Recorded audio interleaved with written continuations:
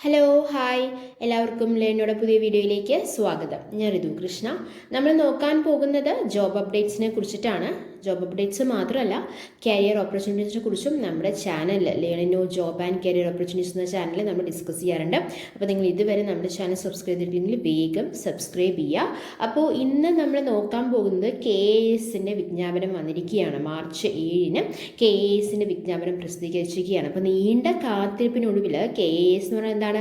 Kerala administrative service അല്ലേ, അതിന് രണ്ടാം വിജ്ഞാപനം മാർച്ച് 7-ന് PSC പ്രസിദ്ധീകരിച്ചിരിക്കുകയാണ്. കഴിഞ്ഞ തവണ പോലെ തന്നെ മൂന്ന് ഭാഗങ്ങളാണ്. അതായത് ആദ്യം പ്രിലിംസ്, രണ്ടാമത് മെയിൻസ്, മൂന്നാമത് ഇൻ്റർവ്യൂ അല്ലേ. പ്രിലിംസ്, മെയിൻസ്, ഇൻ്റർവ്യൂ എന്നിവയുടെ അടിസ്ഥാനത്തിലാണ് തെരഞ്ഞെടുപ്പ് നടക്കാൻ പോകുന്നത്. ജൂൺ 14 നടത്തുന്ന പ്രിലിംസ്, അപ്പോൾ പ്രിലിമിനറി പരീക്ഷ എന്ന് പറയുന്നത് 2025 ജൂൺ 14-നായിരിക്കും. മെയിൻ പരീക്ഷ എന്ന് പറയുന്നത് 2025 ഒക്ടോബർ 17-18-നായിരിക്കും.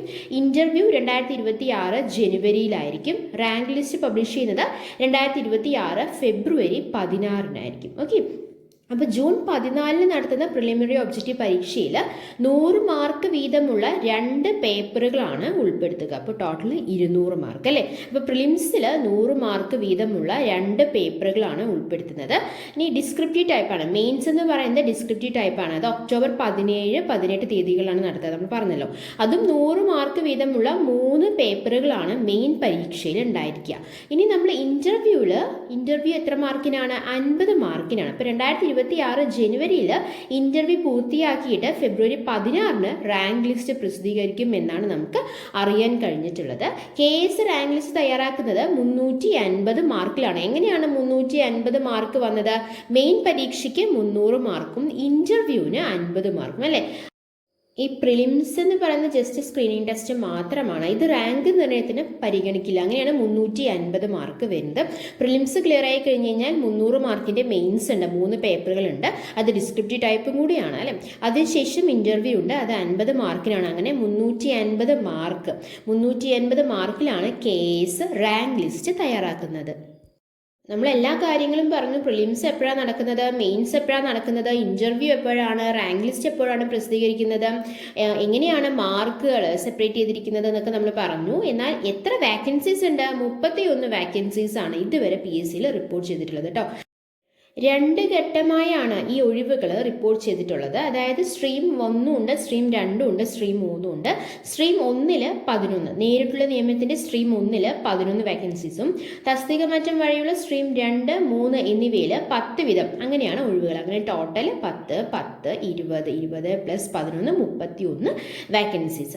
റാങ്ക് ലിസ്റ്റ് പ്രസിദ്ധീകരിക്കുമ്പോഴേക്ക് കൂടുതൽ ഒഴിവ് റിപ്പോർട്ട് ചെയ്യുമെന്ന് ഒരു പ്രതീക്ഷയും PSC പറയുന്നുണ്ട് കേട്ടോ. 2019-ലെ ആദ്യ KS വിജ്ഞാപന പ്രകാരമുള്ള റാങ്ക് ലിസ്റ്റിൽ ഉൾപ്പെട്ടിരുന്നത് 562 പേരായിരുന്നു.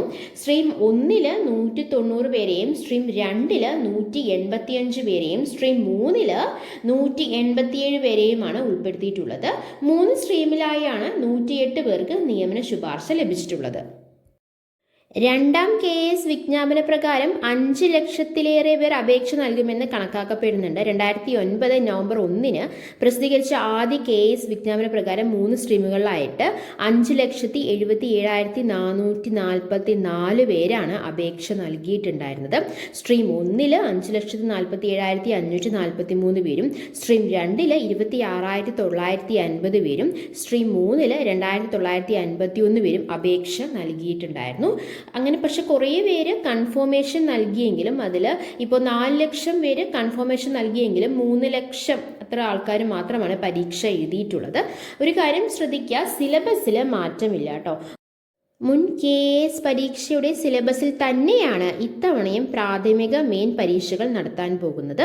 അത് രണ്ടിനും സിലബസ് ഓൾറെഡി നമുക്ക് അറിയാവുന്നതാണ്. ഇനി അറിയാത്തവരാണെങ്കിൽ അതിൻ്റെ വിജ്ഞാപനത്തോടൊപ്പം അതിൻ്റെ നോട്ടിഫിക്കേഷനോടൊപ്പം അതിൻ്റെ സിലബസ് അവർ പ്രൊവൈഡ് ചെയ്തിട്ടുണ്ട്. ഓക്കെ, പ്രിലിമിനറി മെയിൻ പരീക്ഷകളിൽ ഇംഗ്ലീഷ് ചോദ്യത്തോടൊപ്പം മലയാള പരിഭാഷയും ഉൾപ്പെടുത്തും എന്നാണ് നമുക്കറിയാൻ കഴിഞ്ഞിട്ടുള്ളത്. ഭാഷാ ന്യൂനപക്ഷ വിഭാഗത്തിലുള്ളവർക്ക് തമിഴ്, കന്നഡ പരിഭാഷയും നൽകുന്നുണ്ട്. ഇംഗ്ലീഷിലോ മലയാളത്തിലോ ഉത്തരം എഴുതാവുന്നതാണ്. ഓക്കെ, ഭാഷാ ന്യൂനപക്ഷങ്ങൾക്ക് ഇംഗ്ലീഷിലോ തമിഴിലോ കന്നഡയിലോ ഉത്തരം എഴുതാവുന്നതാണ് എന്നാണ് നമുക്ക് അറിയാൻ കഴിഞ്ഞിട്ടുള്ളത്. അപ്പോൾ KS പ്രിലിംസ് എപ്പോഴാണ് നടക്കാൻ പോകുന്നത്? 2025 ജൂൺ 14 മെയിൻസ് എപ്പോഴാണ്? 2025 ഒക്ടോബർ 17-18 ഇൻ്റർവ്യൂ 2026 ജനുവരിയിലാണ്. റാങ്ക് ലിസ്റ്റ് പബ്ലിഷ് ചെയ്യുന്നത് 2026 ഫെബ്രുവരി 16 എത്ര വാക്കൻസീസ് ആണ്? 31 വാക്കൻസീസിക്കാണ്, ഒഴിവുകളാണ് ഇപ്പോൾ അവർ പറഞ്ഞിട്ടുള്ളത്. ഓക്കെ അല്ലേ? അപ്പോൾ ഇതുപോലത്തെ കാര്യങ്ങളാണ് ജോബ് അപ്ഡേറ്റ്സും അതുപോലെ തന്നെ കരിയർ ഓപ്പർച്യൂണിറ്റീസിനെ കുറിച്ചിട്ടുമാണ് നിങ്ങൾക്ക് അറിയണമെങ്കിൽ നിങ്ങൾ എന്ത് ചെയ്താൽ മതി? നമ്മുടെ ചാനൽ സബ്സ്ക്രൈബ് ചെയ്താൽ മതി. സബ്സ്ക്രൈബ് ചെയ്യുക, സപ്പോർട്ട് ചെയ്യുക. Thanks for your time. By.